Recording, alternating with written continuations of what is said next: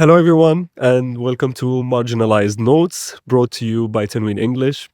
Today is one of the episodes that I personally have been waiting for since I started thinking about this podcast. Today, we're talking about Orientalism, the history of Orientalism, what does Orientalism mean, and modern contemporary manifestations of Orientalism.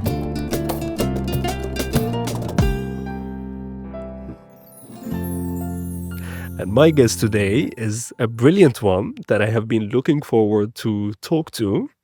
And if she will allow me, I would want to introduce her in an informal way, the way she introduces herself on Twitter.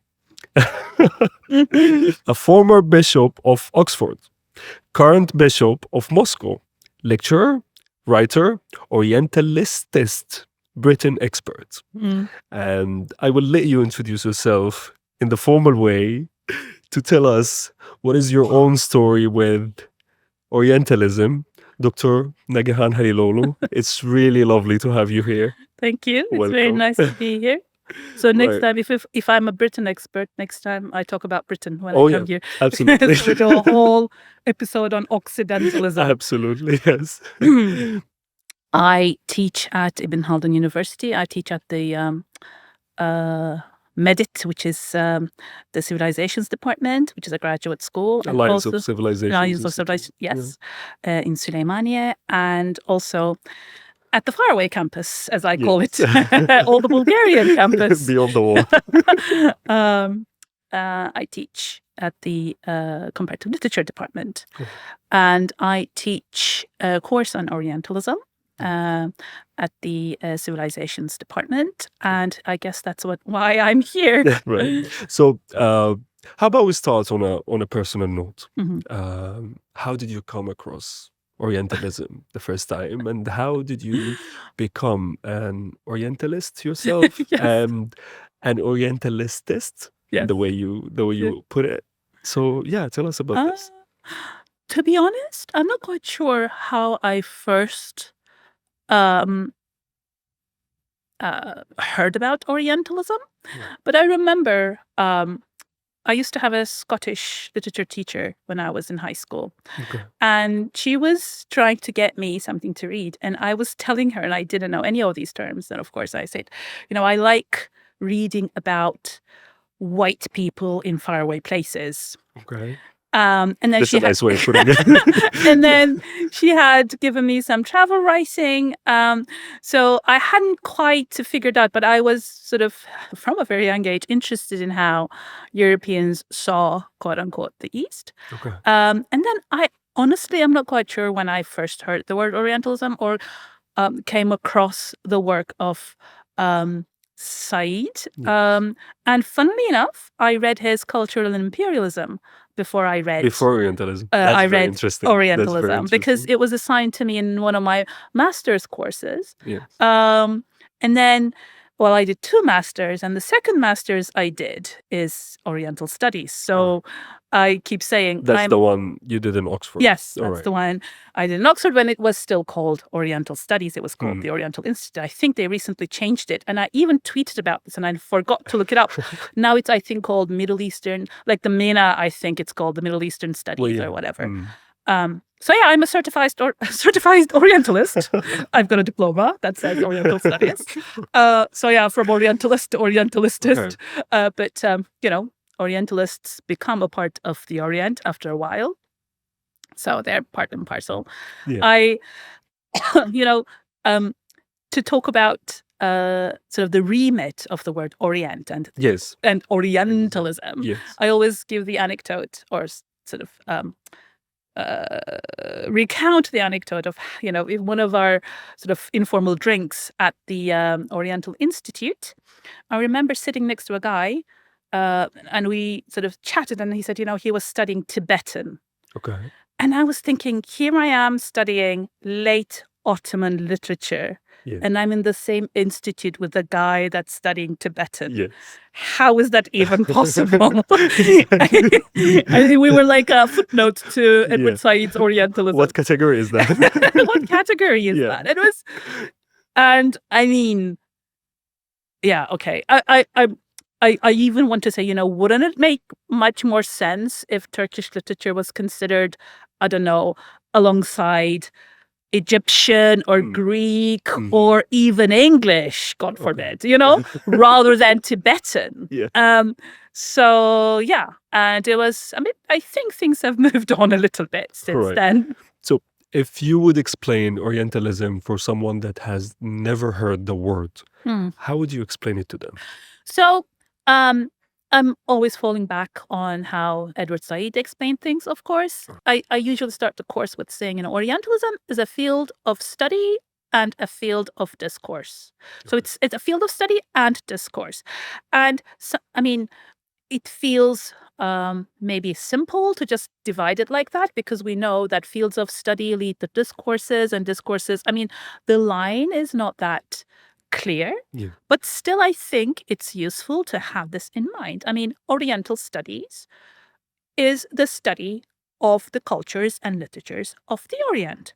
Now, what you do with the knowledge that you produce is something else. And Orientalism, if with the knowledge you produce, you denigrate, you exoticize, and you sort of give colonial powers the legitimacy to rule over these people that you've been studying, then that's, the Orientalism that we like to denigrate. I love this meme. Whenever something, whenever a certain group of people denigrate another group of people, or you say something racist, there's this lovely meme. There's this sort of blonde guy with a cell phone, and it says Edward Said. I'm calling Edward Said. You're being Orientalist. So, it started off. If you look at, the geography that Edward Said was working on, it's Arab-speaking peoples mostly, but it has gone beyond that. Orientalizing someone. Many people could relate to it. Yeah, it's become, I would say, equal to racism, basically. Orientalism is racism now. Yeah. So in that regard, Orientalism is also coined in a way that it's not just a phenomena, but it's also becoming a sort of knowledge itself. It produces this sort of knowledge. It's not just a lack of knowledge about the East. It's not just wrong knowledge about the East. They are producing certain narratives. They are producing certain discourses about the East that Edward Said has claimed or proved that this is harmful in a way. Yes. How does this happen? So we have to always kind of take a step back from what we think is true. So an easy way of sort of explaining Orientalism would be, misrepresentations of the Orient. Yeah. But what would be a real representation? Is real representation at all possible? And you wrote about representation in your book when you talked about the female representation. Exactly. Is there... So you have to believe that there's a certain reality to the Middle East. Yes. And then these bad Europeans are coming and misrepresenting it. But then what is the reality? And that's, when you read Edward Said again, all these sort of representations of the Arab peoples as lazy, blah, blah, blah. But then, and this is the criticism that Edward Said gets, he doesn't say, this is not how we are. This is how we are. So he keeps saying, now, this is not how we are. But okay, who are we then? How are we then? And I think he knows that, from his position, he can describe a Middle East only that he knows, and it will never be comprehensive. Yes. So this is a point in itself. Exactly. He's just negating this. No, you cannot do that. Exactly. So he is afraid of producing his own version of this is what the Middle East is, or the Orient is. And again, of course, there are lazy people in the Middle East. Everywhere. Everywhere, right? So it becomes this thing of, we're not, this is misrepresentation, this is misrepresentation. No, I mean, it's one representation. And I think what's important is in any given, maybe, okay, and this is maybe what's Tanwin Media. Let's do some reclam, as it were. No, in the sense that, there's going to be so much discourse produced in one manner and so much discourse produced in another manner. Yes. If there's enough knowledge in the Islamic world that, we have a rich culture, that, we do science, we do art, we do everything. If there's this understanding and if there is enough discourse about that, what the Europeans say won't matter. It's like this critical mass thing. Okay, they're going to do all these, they're going to put forward all these, I'm not going to say misrepresentation, but these bad representations. And then you said, okay, that's like a little, that's like 1% or 2%. Here we have all the other. Yes. Indigenous ones. Yeah, exactly. And organic ones. And, so I guess when I talk about Orientalism, I also sort of talk about it hand in hand with Occidentalism as well, that there's this understanding that, Europe does everything better, blah, blah, blah. Yes. But maybe a way, okay, this is going to be super popular culture now, but, but maybe that's what you want. Okay, buckle up. It's, how do you work against that Orientalist discourse? You produce your own discourses. And this is what, for instance, Diriliş did, right? The resurrection, known widely as Ertuğrul in the Islamic world.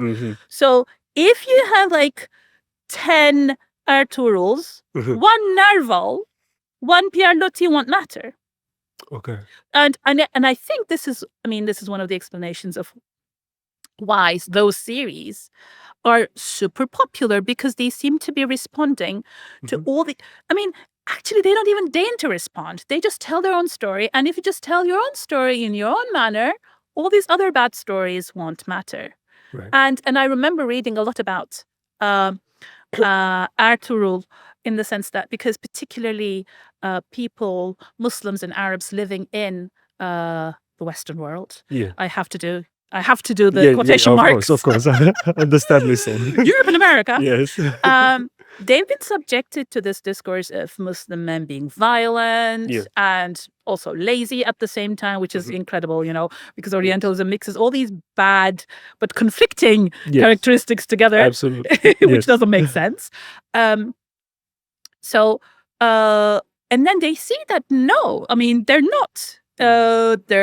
They fight for justice. And there was this moment when, particularly Muslim men in the US and Europe were saying, we could see men, like strong Muslim men who are not vilified on TV. Like as a sort of male role model, this is super important, because Muslim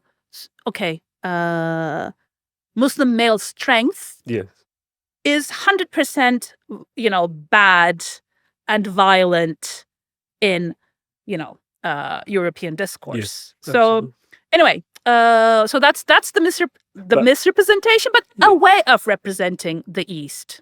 Exactly. So basically, we have our own representations, kind of. So it's not the representation also. Exactly. But and it's also... if we feel that we are suffering from, the effects of Orientalism, and this was true during the 19th century and, most of the 20th century, we just need to produce more sort of positive discourse, or the way that we think we should be represented. Can I take you back towards a more historical note? When it comes to Orientalism, for example, we talk a lot about the relationship between Orientalism and colonialism. That Orientalism was not just, a phenomenon that came in vain. It didn't happen in vain. There was colonial context to it. How would you explain this? And again, I'm going to fall back on Said, and he has this history of, he actually takes it maybe too far back. But he even starts from ancient Greeks and the way they viewed the Persians as barbaric. Yeah. Now, this is interesting because, I mean, so he was saying geographically, any culture that's in the West that is looking towards the East, basically, Orientalism. If we sort of reduce the meaning of Orientalism to that level. Now, this is very interesting because I also teach ancient Greek drama. Yeah. And there is a play, and this is the play that Said references in his book called The Persians. And it's about the Persian defeat. But we see it from the Persians' eyes. Now, even saying this, like, 2,000 years ago, more than 2,000 years ago, the ancient Greeks were able to put themselves in the shoes of the Persians, and they wrote a play. Aeschylus wrote a play imagining the defeat from the Persians' eyes. Yeah. And I am thinking about all the films about the Iraq War. Yes. Where, it's the American army or the Afghan war. It's the American army. We only see the American army's perspective, and we never get the Afghan perspective or the Iraqi perspective. And I'm thinking, I mean, they were more visionary than the empires of today. So that's, I mean, I think that's important. And I mean, I almost think that Said does an injustice to the ancient Greeks because particularly when you read the Persians, and I'm going to come to that. Okay.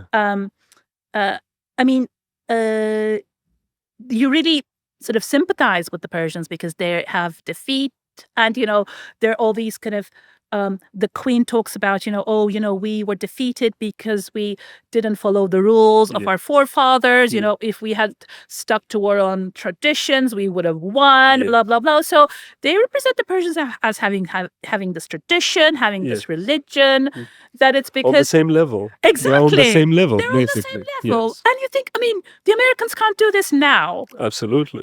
It's amazing. And I always teach this text along with the film 300.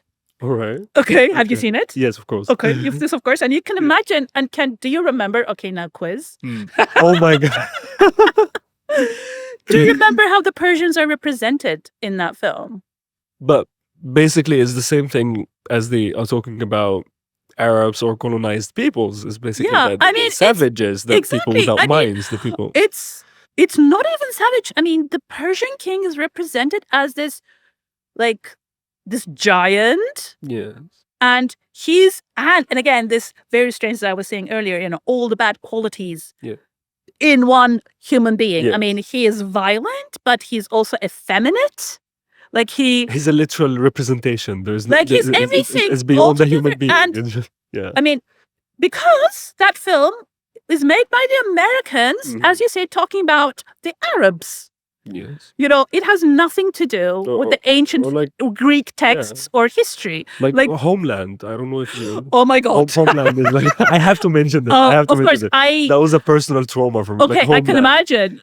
I mean, I watched 20 minutes of it when it was super popular. Only 20 minutes. That's all I could manage. Good for you. I know. Really good. Sometimes you just need to close your eyes to these bad things. Yes. But I remember this whole... I mean, again, I was even more present on social media at the time. Yeah. What year was it? Was it 10 years ago? 15 years ago? I don't know. I watched it 5 years ago, I think. But I remember, I mean, people were always talking about it. And even there was this whole thing about, the graffiti being wrong on the wall because it was written the wrong way around, the Arabic. They're too lazy. They're too lazy. Incredible. You have so many migrants, you could at least use some expertise. No, but I remember, you see, I'm an older generation. Many, many years ago. Right. Was it 30 years ago? Kevin Costner's Prince of Thieves. And he has this Moor character.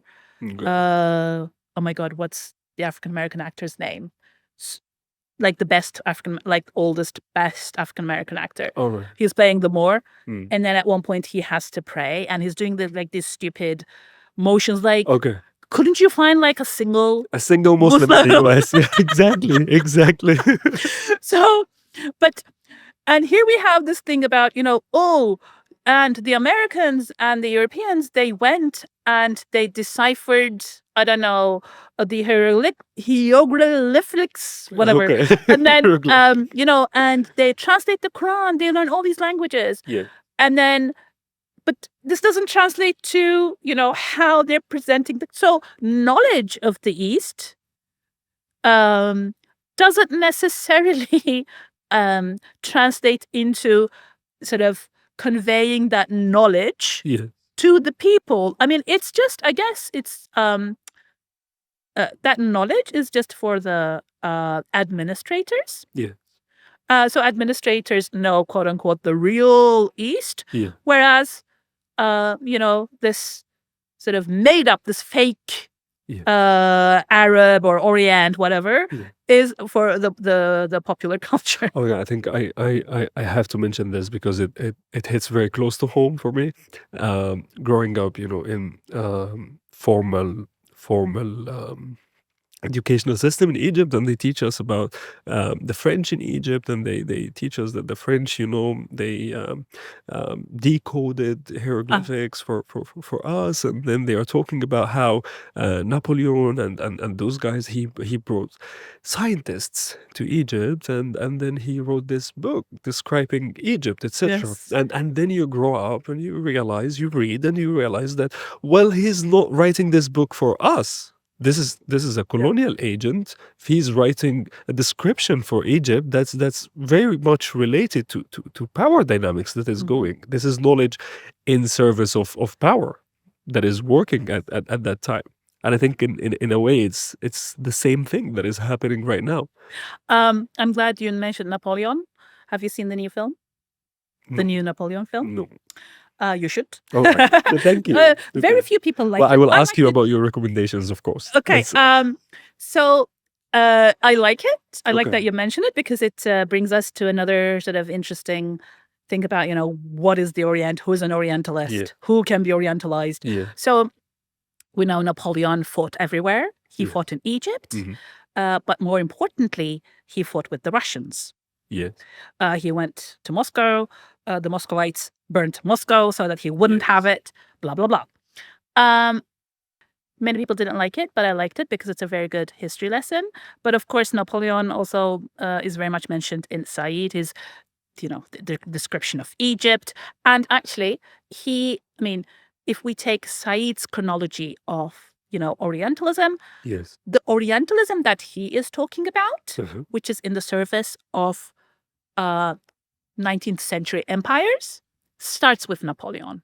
Okay. So it's like the classical period of Orientalism, because as I said, he takes it all the way back to the ancient Greeks, but he says, okay, but theirs was a bit different. But what we're suffering from now started with Napoleon. Okay. But Napoleon anyway, the film is great. Okay. So at one point he says, that's a recommendation. This is very funny because we have grown up with the knowledge that, even Napoleon said that if the whole world was an empire, Istanbul would be the capital. Because, of course, we like to boast about Istanbul all the time. Of course. But actually, it's in the film. He says, we have to take Istanbul, make it our headquarters.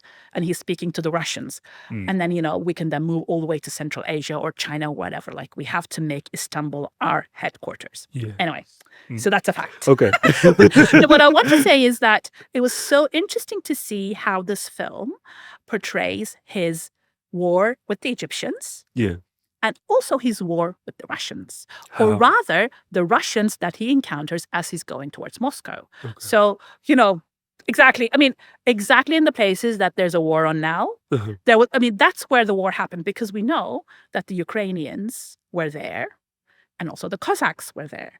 And a friend of mine says, the Ukrainians, they're like Russians, but have a few Tatar genes or more Tatar genes. Okay. They're more or less Turkish, I would say. All right. And Ukrainians listening.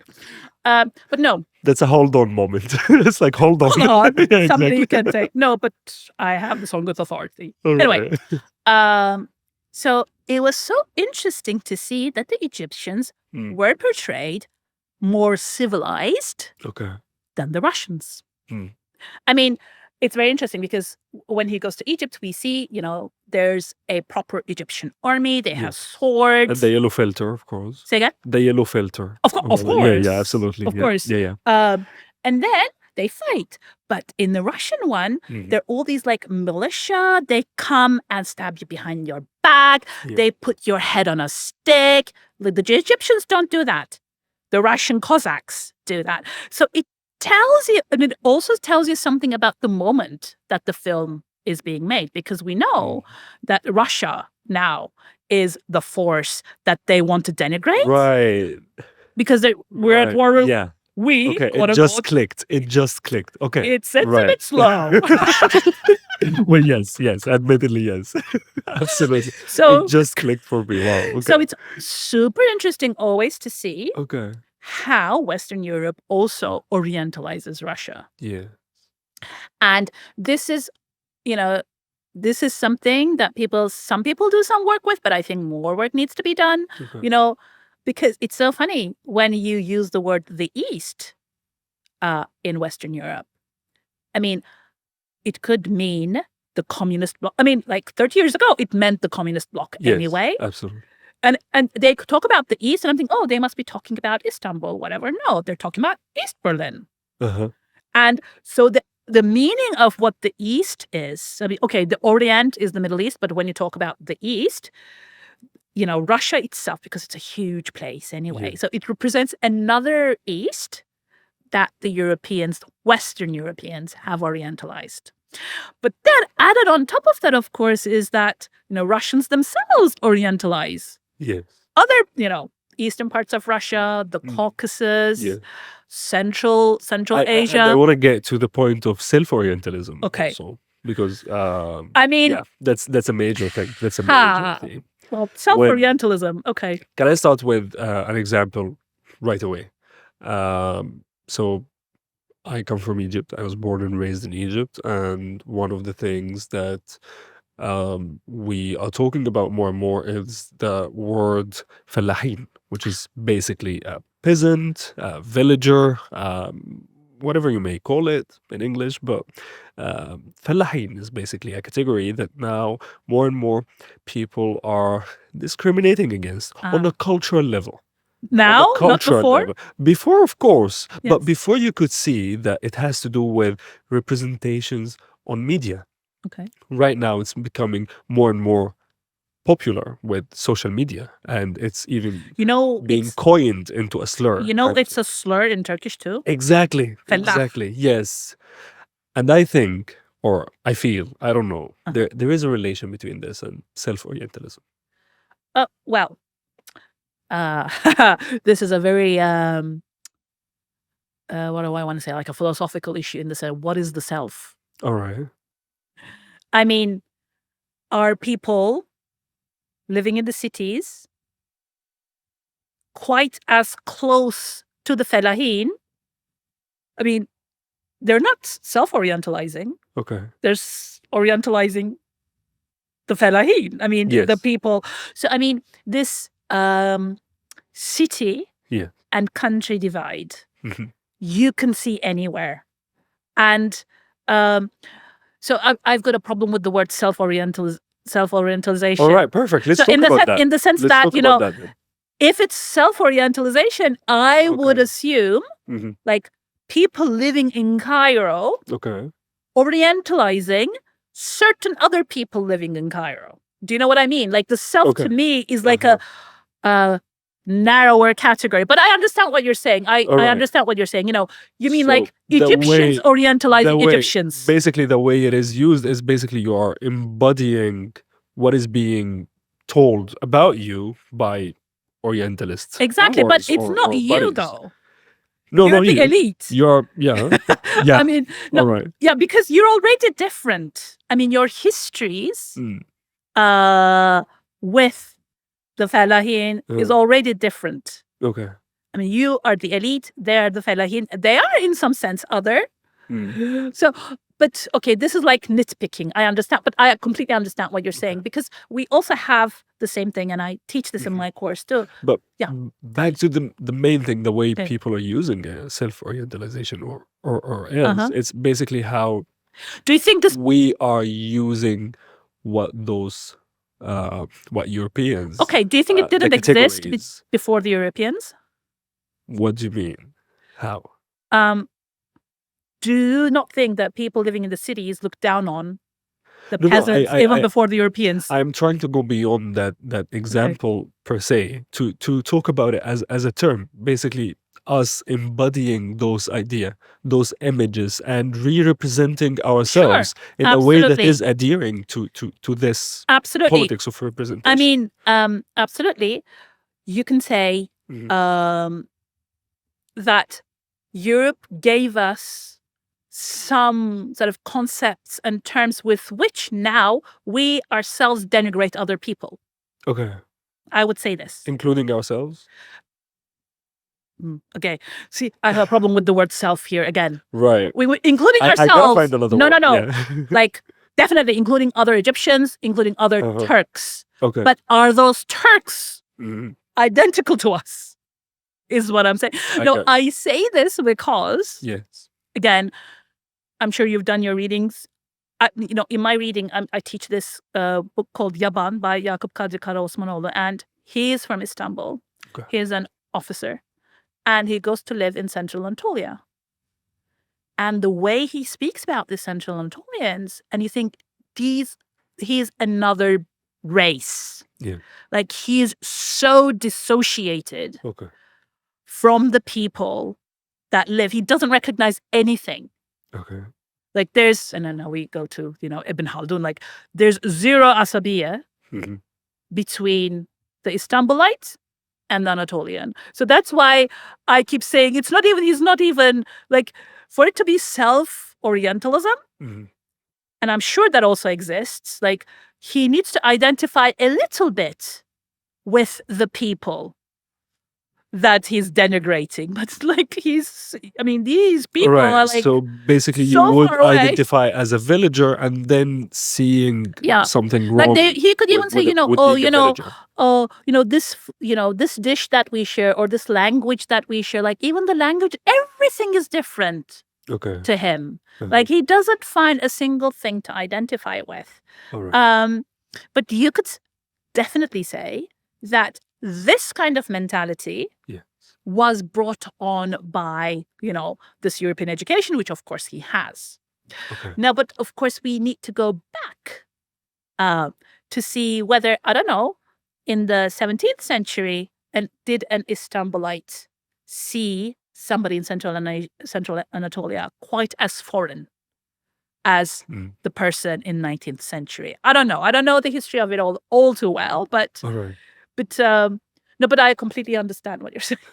No, thank you. Thank you so much. I'm saying this because this is one of the things that people are talking about pretty frequently. It's very much out there that we're talking about. I mean, me, my friends, my generation, we were talking on discussions over social media, and we are talking about how we are self-orientalizing ourselves. Is there even fetishizing ourselves or like working and highlighting those things that the West is highlighting about us, or the way, for example, one of the shows that has been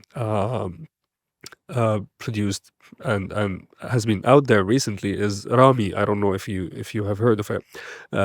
So Rami is supposed to be a Muslim representation within Muslim America. The robot? Not the robot guy. No, not that one. No, not that one. Is it the same actor? No, that's another Rami. That's another Rami. We So we have number of Ramis in the West as Egyptians. So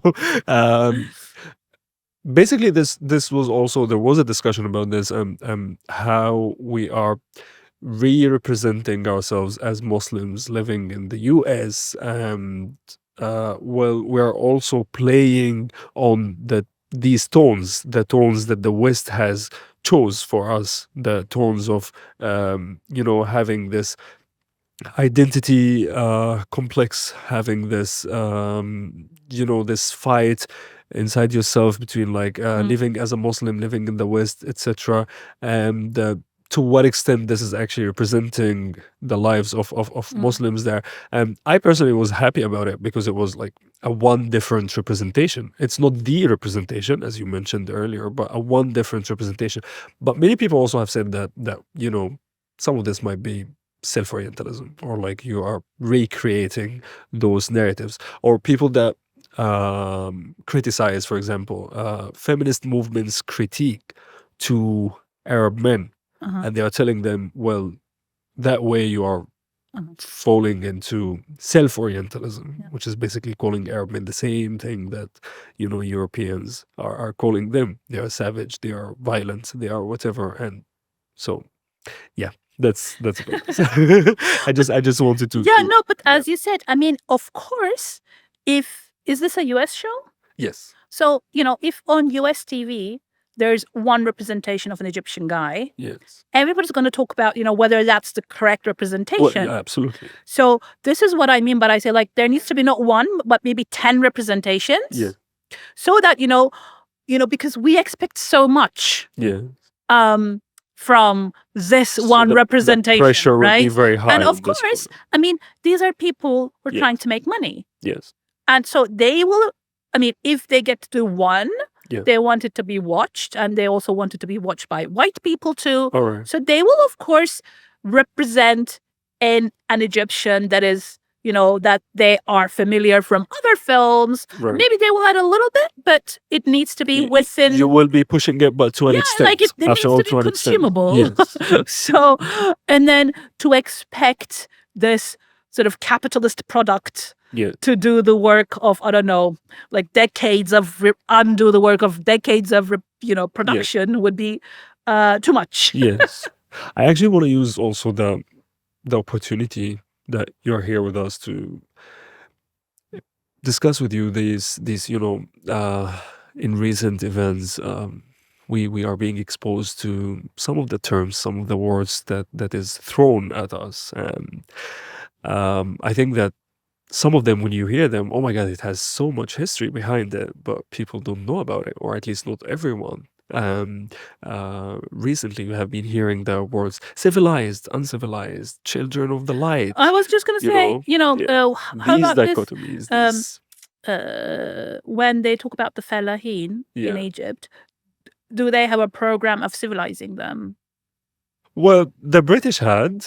Okay, no, but I'm talking about now, like your self-Orientalism. Oh, always the state. Okay. The centralization, but I get your point about it being a problem with the centralization per se. That the capital city and the horizon of the capital kind of thing. Those who are revolving around the capital. So I get the point that it has more to do with this capital and its surroundings. Yes, exactly.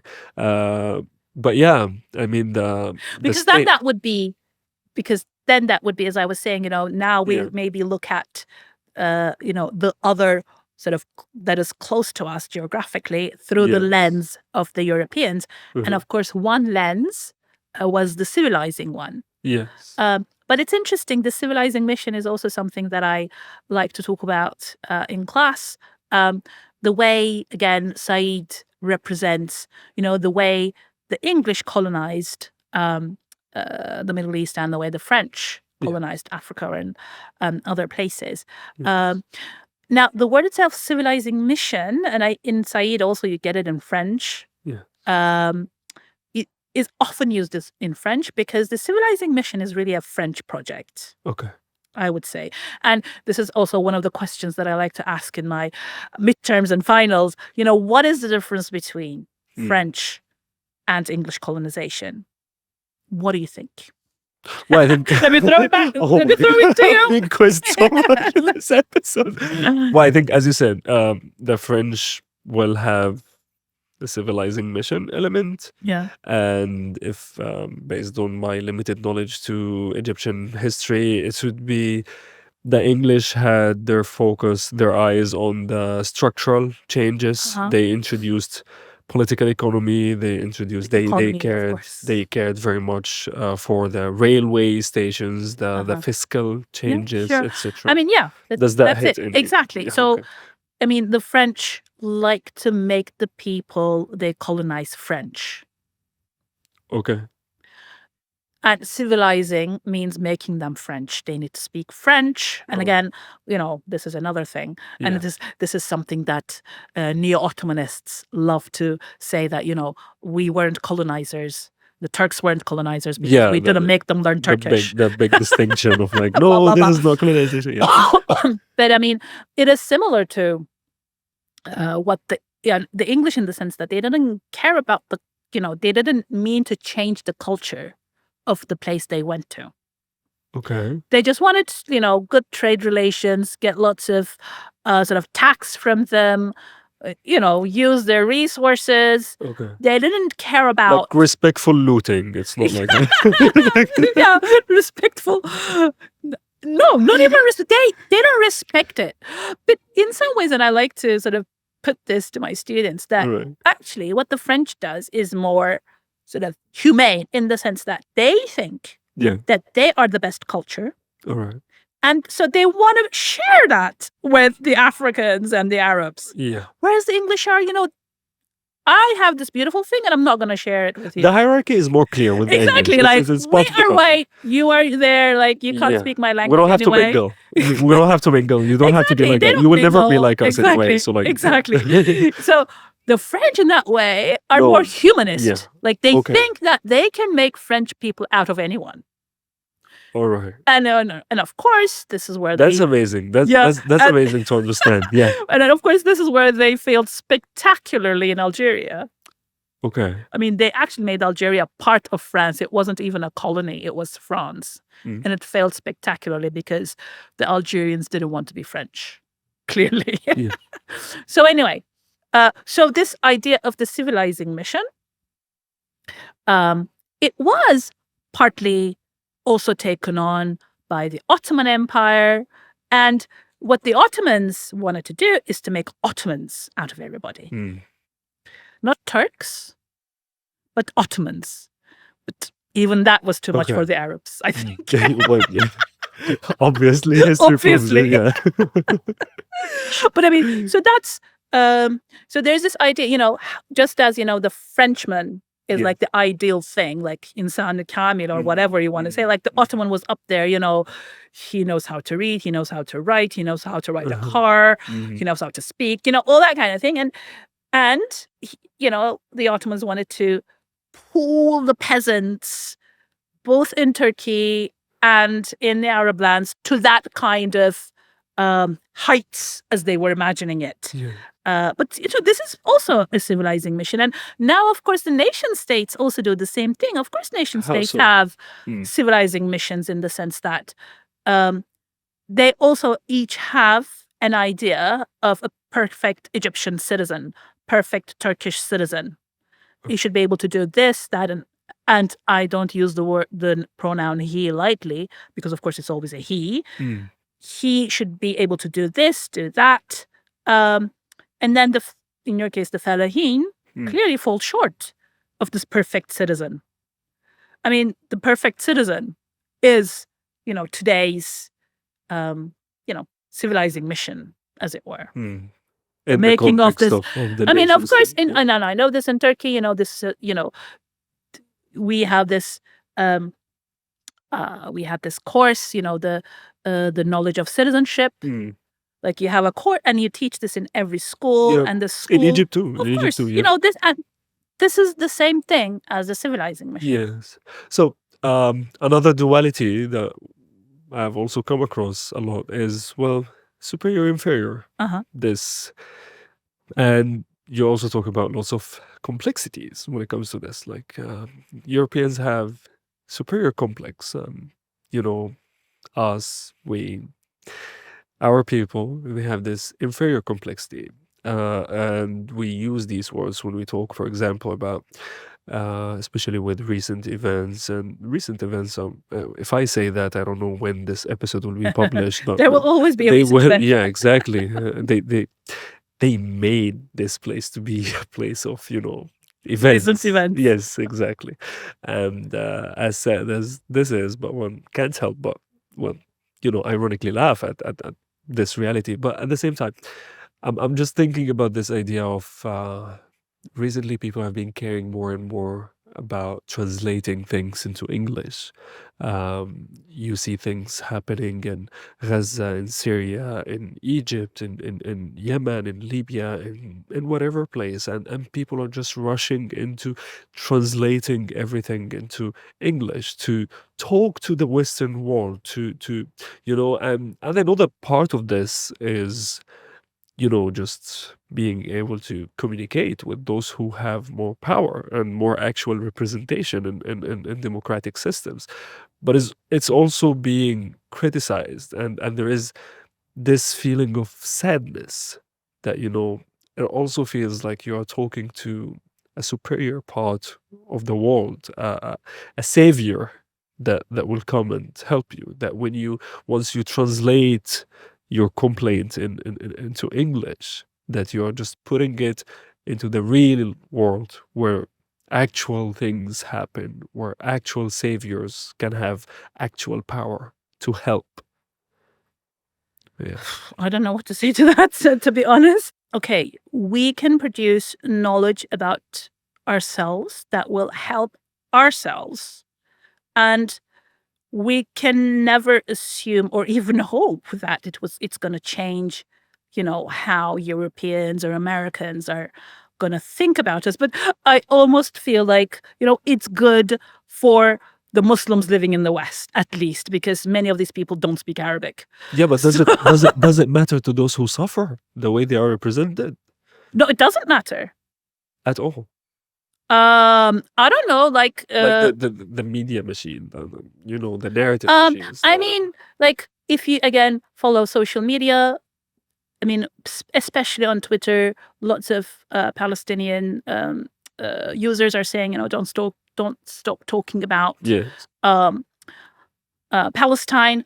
Cool, we tweet whatever, and then the International Justice Court, whatever, says, you shouldn't do genocide, you should kill less. And then lots of Palestinians were saying, this is not the outcome, there's no ceasefire, there's nothing. It hasn't helped us at all. Yeah. I mean, the only thing it helps is, how we feel. Like, it's very self-centered, like how outside of Gaza we feel about ourselves. That we have done something. I've done something. Yeah. I've told the truth. And that's all you can achieve. And then, I don't know, the apathy. I mean, we always talk about, the apathy in the Muslim world, blah, blah, blah. But, the apathy in, I would say, in Europe and in the US, okay, I don't want to, devalue the people who are protesting. But the knowledge that, all their political systems are tied to Israeli interests is mind-boggling. And I keep tweeting about this. I mean, how can you hold whole European countries hostage to Israel? Yeah. It's like, whatever the public think, it doesn't matter. But it is the epitome of the ongoing project of the last century. If we were talking about colonialism, if we are talking about settler colonialism, this is the epitome. Exactly. And the idea that there's democracy, there's representation. Lots of Europeans and Americans are shouting, but they have, it doesn't correspond to anything in the political arena. Well, not when it comes to the colony. I mean, if this is the last standing settler colony, then you can talk about anything, but not when it comes to this. You can only hope that they will understand, the peoples, that they will understand that, the political figures that they think are their political figures are not there to represent themselves, but to represent international or Israeli interests. Yeah. And then maybe, elect real politicians who speak for real Brits or real French people. It's amazing how, Israeli interests trumps anything. Okay. I mean, because, and people are also talking about this. You see, and then UK built another missile system. And then you read about how basically British students are freezing in their schools because the heating is not on. Yeah. this interest is so high above their Yes, own and many people's- people have been speaking to the taxpayers in the US, etc. Exactly. I want to take this line, this point, Okay. and go towards. Maybe actually, Yeah. can I also say Oh, please, please. And we talk about self-Orientalism Okay. in, the Arab or the Muslim world. But I mean, there is self-Orientalism in Europe as well, How so? in the sense that the way London sees, I don't know, the North, Yorkshire, whatever, is like these students who are freezing, in their schools. And there's also, again, I mean, of course, Said's Orientalism has, thousands of quotes. Yeah. In one of the quotes, and I can't remember who exactly, but he says, now we know more about Egypt than we know about the north of England.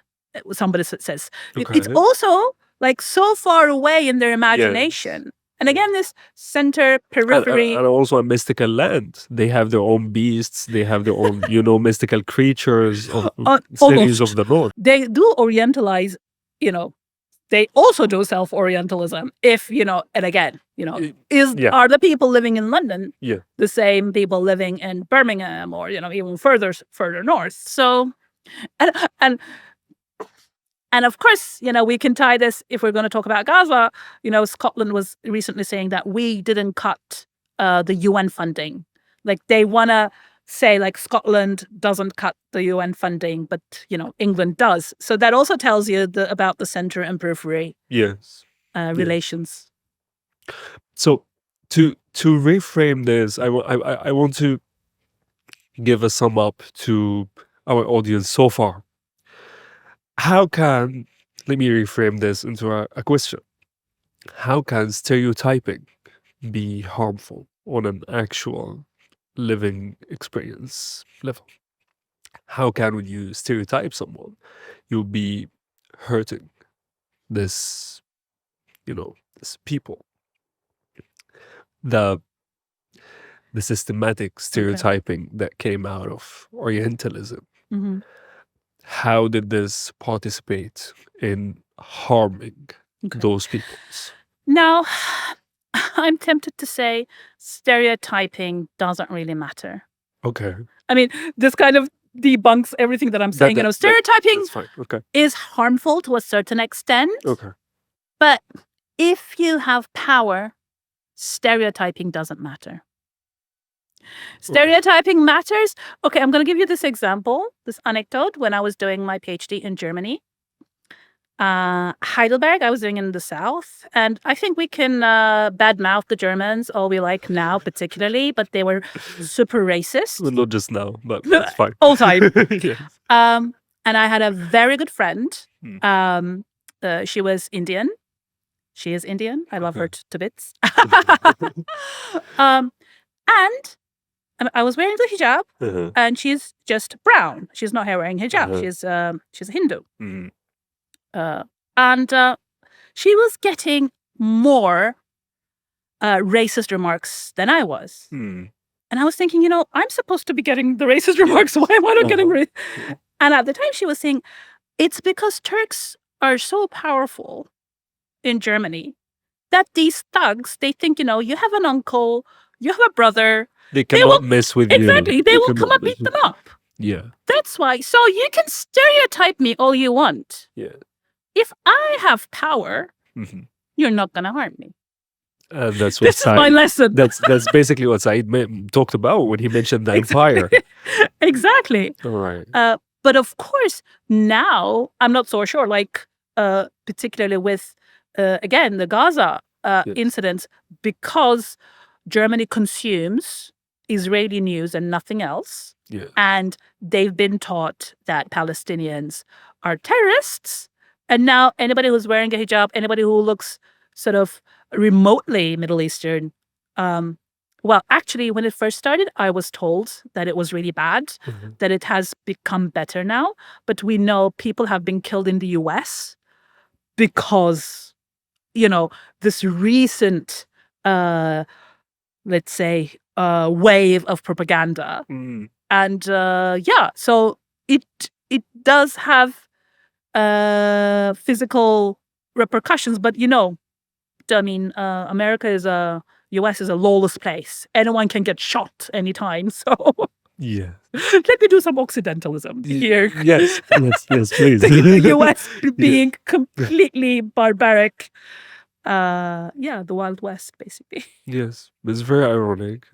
I mean, at some point historically, they saw the Orient and they said that we have a militant culture and those people seem gay compared to our fine militant culture. And then within the decades, the Middle East is homophobe. So at some point we were gay, and at a different point we were homophobe. And to me at least, this is like two sides of the same coin. I mean, as I said, if you look at the 300, I mean, that the Persian king is represented as this effeminate, type of thing, who could swing either way, or, this ambiguous thing. But talking about, sort of recent manifestations of, Orientalism. Apparently, like 2 days ago, and this was all over Twitter as well, one of the US spokesmen said, we should bomb Iran. Okay. Because, there they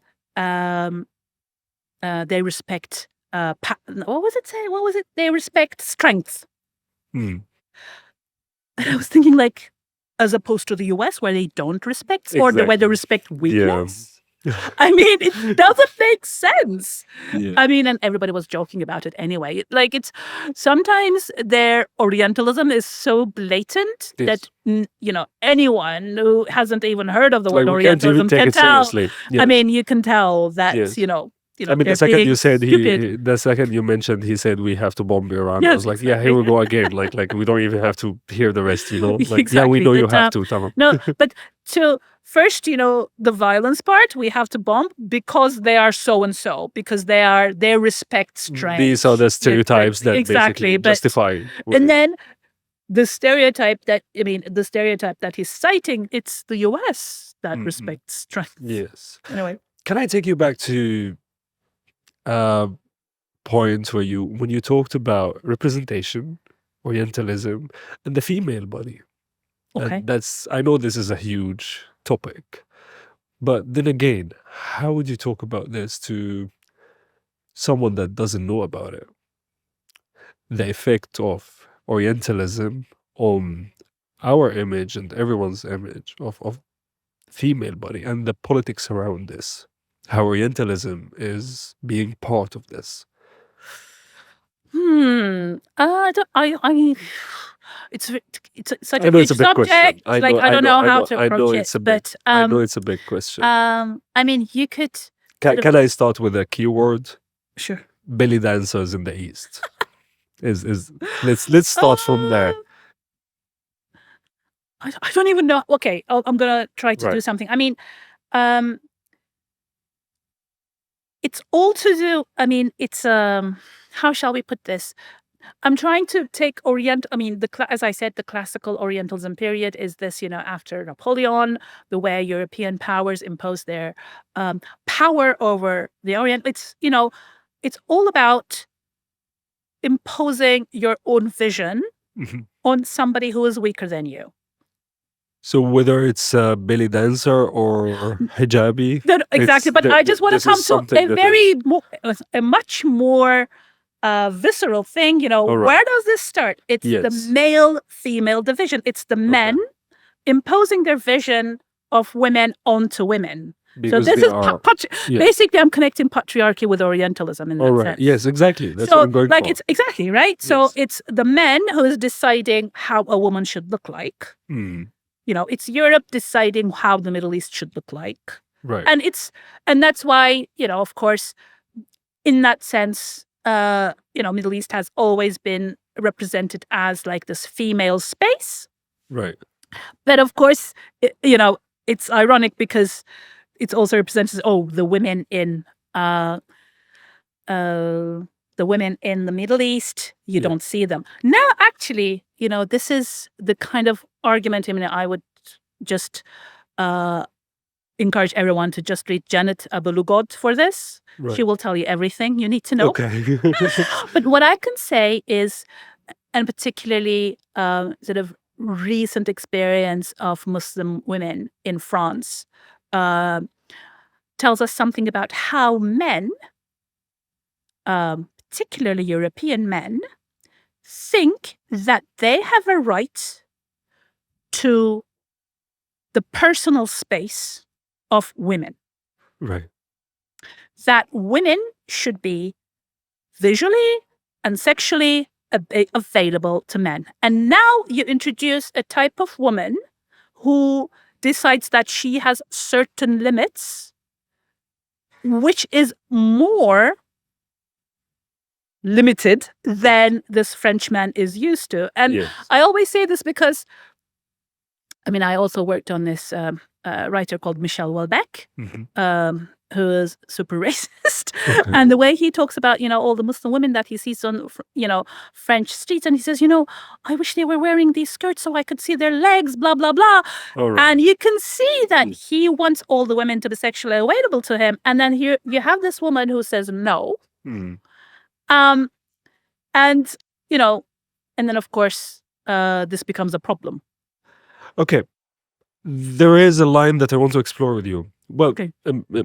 some women actually complain about the restrictions that they face in their own countries when it comes to this. Where do we draw the line between the European saying that she is oppressed and her saying that she is oppressed? I mean, you want to liberate her, you want to oppress her. It's Yes, all about... Yes, how There's no how do line. we I mean, go it's around this? always How the do you go men about it? deciding on how women should behave. So just back off, Yes. basically. Just back Exactly. off. Now we have the Taliban saying women can't go to the school. Again, it's patriarchy itself Right, that's doing it. It's manifesting itself right. differently in Afghanistan and differently in France. And again, you have to, wear certain things in order to be able to go to school. All right. So it's this again. It's this the basics of Orientalism in which the powerful party dictates how the weaker party is going to behave. Okay. Call it Orientalism, call it patriarchy, and it manifests itself differently in different geographies. All right. I want to ask you a few quick questions that would act as basically a guide for me and for the audience. When it comes to literature, if we want to read something to understand, well, this is an example of Orientalism in literature. What would that be? Main. Did you? things. I told you to do your homework. Don't ask me. Okay. I mean, the texts that I teach, I said, Houellebecq now writing Okay. today. Definitely read him. He's available in several languages. Both classics and contemporary. Oh, okay. Yeah. For instance, those who live in Istanbul in particular, Pierre Loti's Aziyade is great. Okay. It's a very interesting text because I think it complicates what we think is Orientalism. As I said, it's a field of study. Yeah. It's people reading and writing about, it's European people reading and writing about the Middle East. And it's available in English.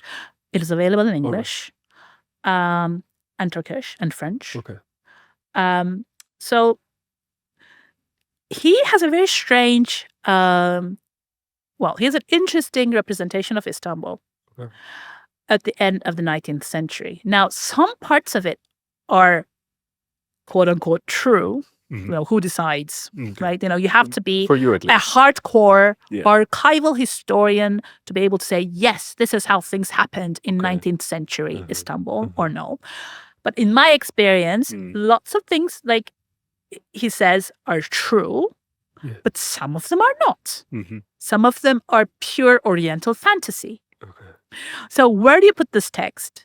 Like, I don't want to reject it because it is a record of how things were in Istanbul at one point. But then you have to have your critical lens, basically. You have to approach these texts very carefully. What about the classic ones? A beginner's guide to Orientalist texts. What do you mean by that? Like understanding Orientalism? No, or examples of Orientalist literature. I would say Aziyade is a classic text. Okay. Definitely. Mhm. As I said, I mean, you can go back to ancient Greeks if you like, Mm. but you will find that the ancient Greeks are more quote unquote liberal All right. than today's Orientalists. Yeah. You know, they actually managed to look at things through the Persians' eyes. But I mean, I like these texts that are kind of problematic, that, you know, that kind of tell you the half truth. But it's also the same with these what we call Orientalist paintings. You know, lots of them. You know, lots of Orientalist paintings of Cairo, for instance. How do you feel about those? Well, I think it makes me think of you know, Timothy Mitchell when he was talking in Colonizing Egypt about the Orient as an exhibition itself. Okay, is the exhibition it always makes me think of this. great? You know, Okay, but is exhibition in itself bad? well, Don't you feel like, oh my God, this is how Cairo looked like 2 centuries ago? It's interesting. well, no, the part that is annoying for me is when I become part of the exhibition. And that's what Timothy Mitchell was talking about, is basically talking Okay. about these scholars that are going as Orientalists themselves, but with their clothes, and you know, they once they are there and they are walking around, people started amusing themselves by looking at them because they are part of the whole attire, you know. And But I mean, 200 years later now, we're also different people from those people. And we're also looking. I think it. You if don't I- like if I- them? I like them. I don't like know if I. Okay, there are certain paintings that, Yeah. I mean, that, you know, beautiful carpets, beautiful buildings. It is nice. It is nice. But again, it's beautiful. you know, And so long as, you know, it's not about, you know, the Turkish bath and all these things. No, I remember seeing one of these Orientalist paintings. It was unbelievable. It was supposed to be a Turkish bath, but it was just Yeah. pink flesh. Like I couldn't look at it because it felt like it was nauseating, because it was just like this pink kind of splurge of thing, like color, like rather Okay. than individual bodies. okay. So, I mean, there's that kind of Orientalist painting, of course, but also like Orientalist painting that documents Mm. things. And you can look at an Orientalist painting and say, okay, this is what is good about it, this is what is bad about it, or whatever. Yes. But in the same sense that, you know, another text that I teach, and of course Said also talks about, is 7 Pillars of Wisdom by T. Lawrence. And it's his campaign with the Bedouin to blow up the Turkish, should I say Turkish or Ottoman Yeah. rail line. And there are beautiful descriptions of Damascus, Yeah. beautiful descriptions of Aleppo, and you think, yes, this is exactly how things were. Mhm. And then, but he says, you know, this has to be destroyed, basically. Like, you see how beautiful this is? Well, Exactly, we're going to yeah. destroy it now.